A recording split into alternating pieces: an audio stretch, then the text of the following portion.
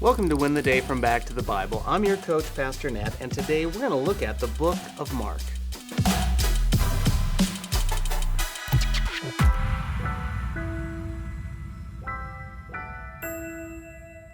In your mind, who are some of the greatest leaders today?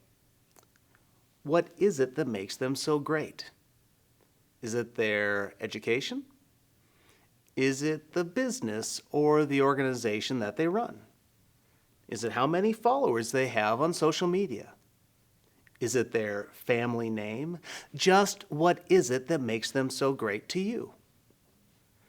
According to the Bible, great leadership isn't about education, reputation, or organization.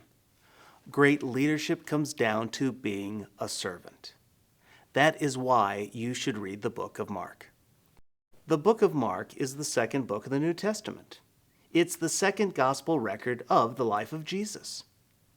In just 16 chapters, we find a fast and furious collection of Jesus' teaching, miracles, and his acts of service. As the title reflects, the book was written by Mark. What makes this book so special is Mark was a deserter.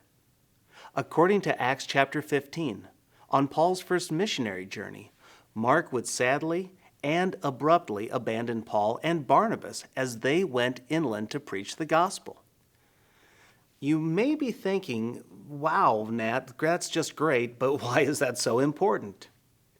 I love this background information because God used someone who had issues and even would abandon Paul. This deserter would author one of the Gospels. Think about that, and then imagine what God can do with you. These 16 chapters cover 3 years of Jesus' life and ministry. In it, we will follow Jesus from Galilee to Jerusalem. We'll discover his sayings, his signs, his service, and even his suffering. So what's the main thing from the book of Mark? It comes down to one word: service. Greatness is not how the world defines it. It has nothing to do with how great you think you are. It has nothing to do with your things, your education, or your title. It's not about how many people you lead. It's about how many people you serve. Mark chapter 10, beginning in verse 42, says this: Jesus called them over and said to them, "You know that those who are regarded as rulers of the Gentiles lord it over them, and those in high positions act as tyrants over them. But it's not so among you. On the contrary, whoever wants to become great among you will be your servant, and whoever wants to be first among you will be a slave to all.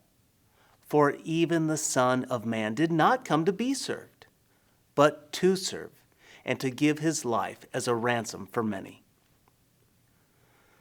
Friend, to be the greatest, you must be a servant of all. Jesus Christ was and is King of the universe, and yet he came to serve and suffer all the way to death on the cross. That is true greatness. That humility is what provides the way back to God. So here's my challenge for you today: become a servant. How can you practically show Christ to the people around you? Who is far from God that you can serve today? Who is someone in the body of Christ that needs to be shown the power of Christ in you? Find those people and get to serving.